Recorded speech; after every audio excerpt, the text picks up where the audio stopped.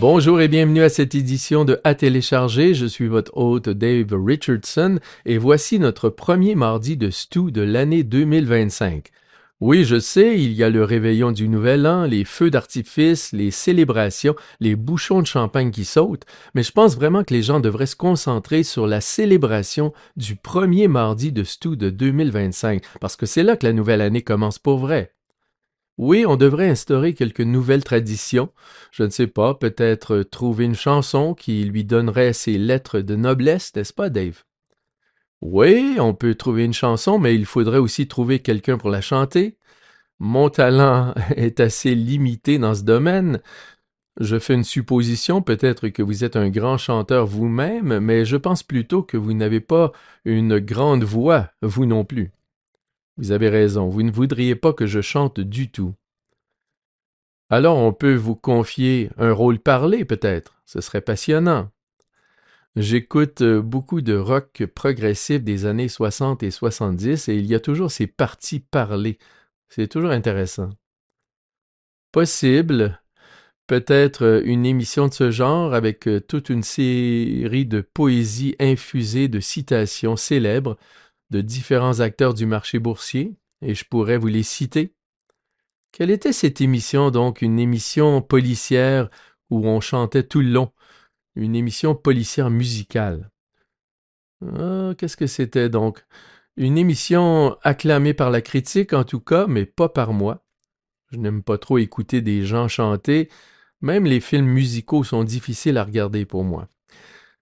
Ce qui est bien, c'est que j'ai ici mon arrière-plan azorien. Oui, très Et beau, pour Dave. ce premier mardi de Stew, je vous présente ma voisine, une petite vache. Si vous regardez par-dessus mon épaule gauche, vous verrez la vache assise à l'arrière-plan. C'est ma voisine. Pas mal comme décor, non?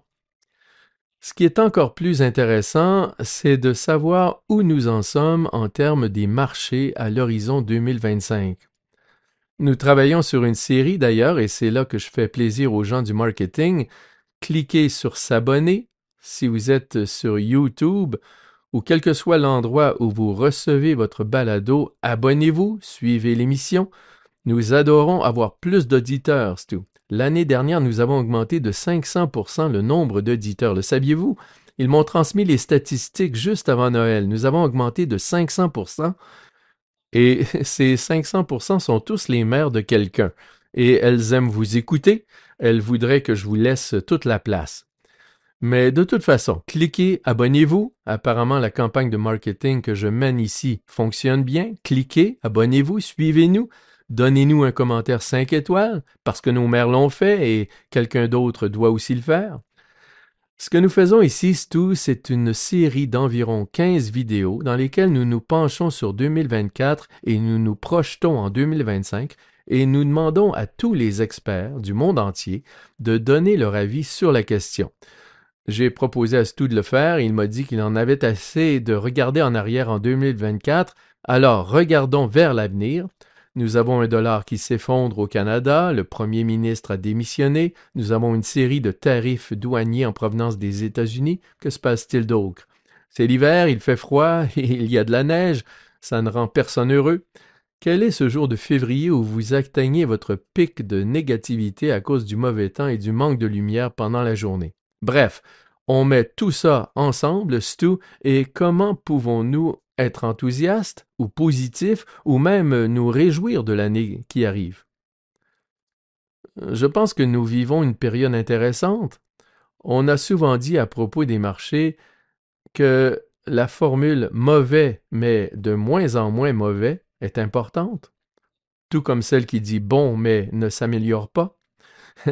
Et je pense que c'est peut-être ce qui se passe dans les différents secteurs des marchés de capitaux cette année, à commencer par le dollar canadien, pour lequel il est difficile d'imaginer un pire ensemble d'ingrédients pour le sentiment, mais nous sommes à un moment où les spécialistes des devises pensent que le dollar canadien est plutôt sous-évalué. Dans ce contexte, les ingrédients sont-ils réunis pour que le ton s'améliore à l'approche de la fin de l'année? Il y a eu des dysfonctionnements au Parlement. Nous avons eu la fin d'un malaise dans le secteur de l'immobilier. Nous avons les tarifs douaniers, comme vous l'avez dit. On pourrait être tenté de penser qu'il s'agit d'un crescendo dans la négativité. Cela ne veut pas dire que l'on a touché le fond et que l'on est sur la bonne voie, mais lorsque nous nous trouvons dans ces situations, on peut penser à quelque chose qui pourrait s'affaiblir de 2 ou 3% de plus, mais qui pourrait être 5, 8 ou 10% plus élevé. Nous devons commencer à réfléchir à ces situations du point de vue du risque et de la récompense. Je pense en particulier pour les investisseurs canadiens qu'il sera de plus en plus important de penser au dollar dans votre portefeuille. Il sera plus important de penser à des versions couvertes des fonds. Les Canadiens en particulier ont obtenu d'excellents résultats sur un grand nombre d'actions américaines lorsque celles-ci ont été spectaculaires et le dollar a été la cerise sur le gâteau.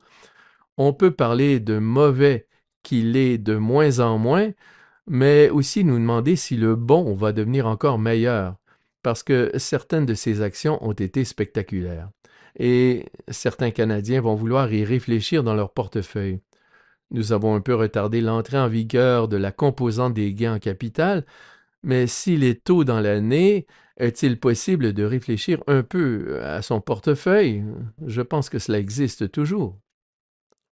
Oui, c'est vrai. Stu, quand vous regardez le marché canadien, si nous parlons d'actions, et nous y ajoutons les États-Unis, parce que vous êtes notre expert en matière d'actions nord-américaines dans l'ensemble, qu'est-ce qui vous semble particulièrement intéressant en ce début d'année et qu'est-ce qui vous inquiète un peu plus? Je sais que si vous regardez votre propre portefeuille, vous êtes probablement assez satisfait de sa position actuelle. Où voyez-vous les vraies opportunités cette année et comment allez-vous vous positionner? Comment pensez-vous traverser l'année 2025? Je pense qu'il y a beaucoup de bonnes entreprises à des prix raisonnables et je pense que la question sera de savoir si l'économie mondiale va se porter un peu mieux. Le pétrole brut a connu une année assez difficile l'année dernière. Peut-il connaître une meilleure année en 2025? Le gaz naturel a certainement bénéficié des températures froides dont vous avez parlé au début, mais certains titres de gaz naturel semblent excellents. Peut-il y avoir un changement de perception au Canada sur la façon dont nous utilisons nos ressources en gaz naturel? Cela pourrait être très intéressant. À la fin de l'année, certaines entreprises ont présenté des plans à 2 ou 3 ans qui semblent très bons pour le cours de leurs actions. Je pense à une entreprise d'aviation et d'autres. On peut se dire que les 6 ou 7 prochains mois risquent d'être un peu plus difficiles, mais une fois que nous aurons franchi cette étape, nous entrevoyons la possibilité de réaliser d'excellents rendements. Pour ce qui est des consommateurs canadiens, ce matin, lors d'une conférence, Dave McKay, le PDG de la Banque Royale, a déclaré que chaque baisse de 25 points de base des taux d'intérêt dans ce pays représente 7 milliards de dépenses discrétionnaires ajoutées. On s'est beaucoup inquiété du sort des consommateurs canadiens, mais peut-être avec quelques baisses de taux, les choses pourraient s'améliorer un peu dans les 6 à 12 mois à venir. Le chômage dans ce pays a été un peu difficile, peut-être que certaines pressions s'atténueront au cours du second semestre de l'année sur ce front. Lorsque nous passons en revue une liste d'entreprises moyennes, nous obtenons normalement un flux de trésorerie disponible ou un rendement de dividendes courant assez bon. Nous voyons des opportunités de croissance et nous pensons que nous sommes soutenus par de nombreuses valeurs d'actifs. Nous examinons notre portefeuille et, pour reprendre les termes de Warren Buffett, que les marchés boursiers soient ouverts ou non, nous nous sentons très bien dans certaines des entreprises que nous possédons.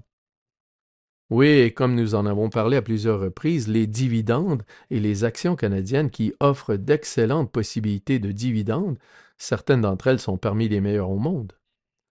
C'est intéressant, à cette époque de l'année, beaucoup de gens utilisent l'année civile pour passer en revue leurs plans financiers. Je faisais quelque chose de similaire.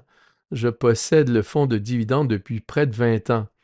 Et lorsque je regarde les attentes que j'avais formulées il y a 20 ans, je constate qu'elles sont largement dépassées.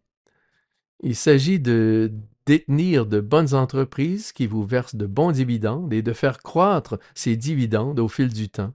Il n'y a jamais de jour particulièrement extraordinaire, mais à la fin de chaque année, on a tendance à regarder le plan et à se dire qu'on est sur la bonne voie. J'ai l'habitude de laisser cette question pour la fin, mais je vais l'introduire plus tôt cette fois-ci. Je me demande simplement si lorsque vous avez examiné ce fonds de dividendes il y a 20 ans et par rapport aux attentes, vous y avez simplement injecté chaque centime que vous aviez à ce moment-là et vous n'avez jamais rien ajouté et vous pensez qu'il s'est mieux comporté à cause de cela, ou bien avez-vous adopté une approche particulière pour constituer le fonds de dividendes? Au cours des 20 dernières années, ma résolution du nouvel an a été de procéder par placement échelonné. C'est toujours sur ma liste, Dave. Je sais, on pense aux gens qui vont faire du sport, qui mangent mieux, qui vont faire toutes sortes de choses, et la plupart des gens n'y parviennent pas. Avec les placements échelonnés, il suffit de prendre la décision, d'appuyer sur le bouton et de l'oublier, et le tour est joué. L'argent coule à flot. Puis, comme vous l'avez dit, vous regardez en arrière 20 ans plus tard et vous vous dites « Wow, je n'arrive pas à y croire ». Oui, mais il ne faut pas oublier de se payer soi-même d'abord, Dave. À ce propos, le marché obligataire est un autre moyen de se payer. Je pense que l'on s'attendait généralement à ce que les taux baissent partout. Comme vous l'avez mentionné, la Banque du Canada réduit ses taux et elle a pris de l'avance sur les États-Unis dans ce domaine, ce qui a été l'un des facteurs de la baisse du dollar canadien par rapport au dollar américain. Lorsque je regarde le dollar canadien par rapport à l'Europe, il est stable. Il n'y a pas eu le moindre mouvement au cours de l'année dernière.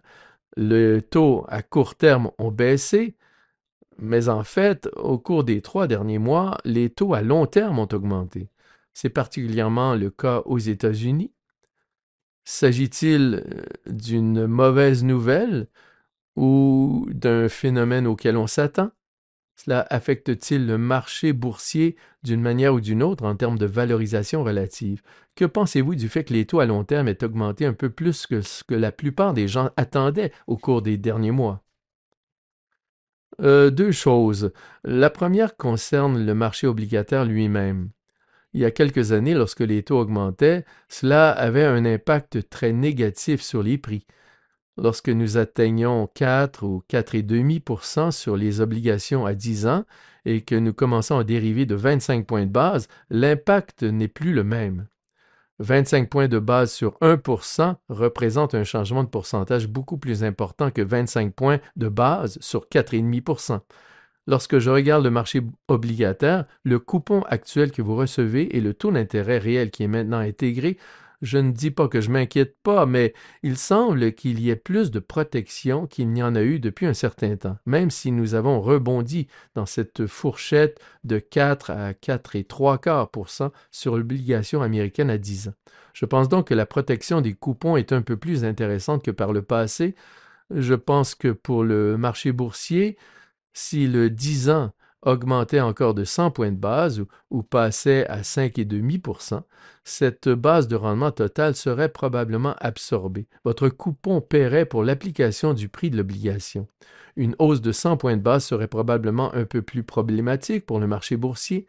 Du point de vue de l'équilibre, en commençant à s'intéresser aux titres à revenus fixes, je dirais que les taux d'intérêt à long terme sont plutôt baissiers en ce début d'année, si l'on en croit certaines données sur le sentiment. En toute honnêteté, c'est l'inverse de ce qui se passe sur le marché des actions. Je suis un peu plus favorable aux titres à revenus fixes, disons, en ce moment. Oui. Sarah Riopel nous parlera de la position de son portefeuille, qui est neutre depuis un certain temps. Toutes ces actions se sont très bien comportées. Les obligations se sont également bien comportées. Encore une fois, il faut se positionner aujourd'hui en fonction de ce que l'on pense être l'avenir. Les titres à revenus fixes semblent assez attrayants. Il y a encore des raisons d'investir dans différentes parties du marché boursier. Cela semble être une façon prudente de se positionner à l'heure actuelle, étant donné la situation dans laquelle nous sommes, avec certains risques que nous verrons à l'horizon 2025, parce qu'il y a des risques sur la table. Chaque année, vous commencez l'année et toutes les statistiques vous indiquent qu'il y aura probablement une correction à un moment ou à un autre. Autant s'y préparer et y réfléchir un peu. Comme je l'ai dit, certains secteurs du marché boursier sont assez optimistes. Ce n'est donc pas une certitude, mais il est presque probable que nous assistions à un certain type d'activité corrective cette année. Nous voulons être là pour y réfléchir et avoir de l'argent à investir lorsque cela se produira. Donc, à chaque fois que vous gérez un portefeuille, vous pouvez être neutre, vous pouvez être surpondéré, vous pouvez être sous-pondéré. Pour revenir à mes fameuses citations, j'ai accroché à mon mur celle-ci tirée du film Butch Cassidy et le Sundance Kid, qui a toujours été un film de vacances que j'avais l'habitude de voir avec mon père.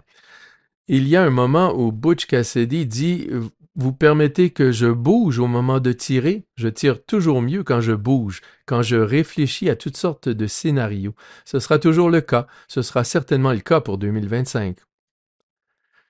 Oui, nous avons parlé de l'augmentation des rendements à long terme et de ce qui se passe à court terme avec les banques centrales qui réduisent leurs taux et la Banque du Canada qui s'est montrée particulièrement agressive jusqu'à présent dans ses réductions. Nous avons donc parlé des bons et des mauvais côtés, mais l'un des autres aspects positifs est que la courbe des rendements s'accentue. Et c'est ce qui est généralement un bon signe, non? Lorsque la courbe passe à une inversion négative ou à une inversion positive, c'est l'une des sources d'inquiétude que nous avons connues l'année dernière. Aujourd'hui, l'écart entre l'obligation à 2 ans et l'obligation à 10 ans aux États-Unis est de près de 40 points de base. Il était de moins 40 à la même époque l'année dernière. Si vous êtes une banque, si vous êtes une société de financement, une courbe de rendement à pente positive est plutôt bonne. Elle vous permet de gagner plus d'argent.